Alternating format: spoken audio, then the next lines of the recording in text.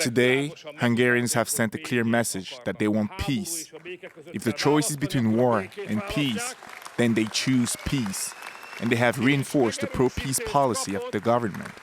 As the head of the government, I can commit that the government, with this mandate, will fight with doubled force to keep Hungary out of the war.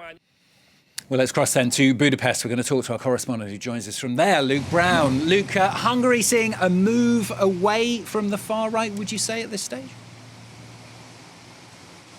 Yeah, there's a bit of a nuance there, but it is very much a new political landscape here in Hungary on this Monday morning following those elections. That's thanks to the unprecedented emergence of a new and serious challenger to Viktor Orban, that in the figure of Peter Magyar.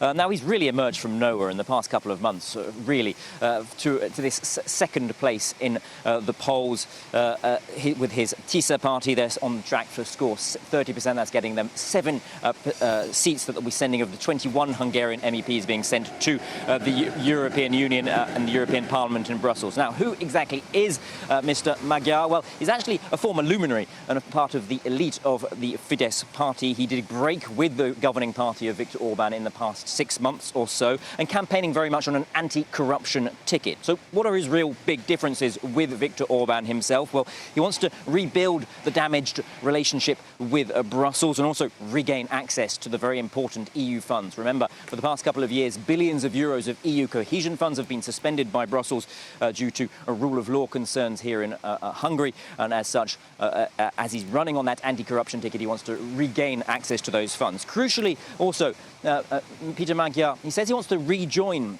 or join, if you will, the European People's Party group in the European Parliament. And that is the group of Ursula von der Leyen. It's also the group from which Fidesz of Viktor Orban was expelled back in 2021. However, it has to be said that while he's far from the far right himself, Peter Magyar, he does share a lot of political views and perhaps the political hinterland with Viktor Orban. He has clearly tapped into the dissatisfaction with voters. He says he wants to rebuild Hungary brick by brick, a focus on education and healthcare after 14 years in power of Viktor Orban. He says there's a great deal of rebuilding to do on that front. He is more closely aligned to perhaps the more controversial issues on the international scene that Viktor Orban holds, such as on the question of migration and the Ukraine conflict, much more closely aligned with Orban on that front. Now, Peter Magyar, in the run-up to these elections, said he wants to lead his party, but he doesn't necessarily want to head to Brussels himself. He'll hand that over to his lieutenants. And he said on his Sunday night address to his supporters that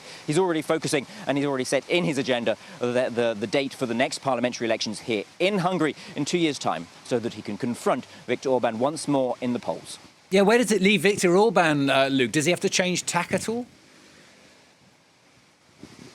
Well, it's difficult to say to what extent he wants to change tack. He had a very rambunctious message to his supporters, really railing against Brussels, against migrants, against the so-called warmongers, against his bête noire, George Soros, very much hitting on his key campaign themes, the best of, really, his old classics.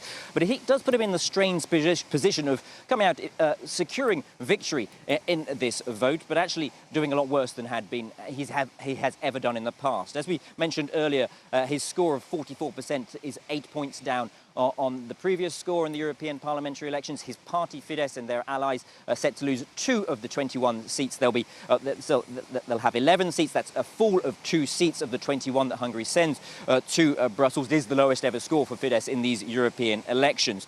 To what extent is that going to force him to change? It is difficult to say. It's been a very frustrating night on the whole for Viktor Orban, given that here in Hungary they were also holding municipal elections. The candidate that his party had supported in the capital, Budapest, seems to have fallen short by just a few hundred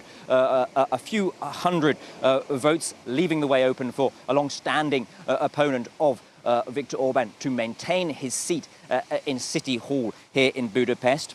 Now, Viktor Orban has been in power for 14 years. That is the longest of any EU leader. He does emerge weakened, though, from these European elections. And of course, it is important to remember that Hungary, in 3 weeks' time, is actually adopting the rotating presidency of the European Council. He had hoped to push his right-wing conservative far-right agenda, far-right if you will, but his right-wing conservative agenda over the 6 months that he would be holding that rotating presidency. This result really may put the brakes on his expectations and his hopes to influence the next 6 months in Brussels for Viktor Orban.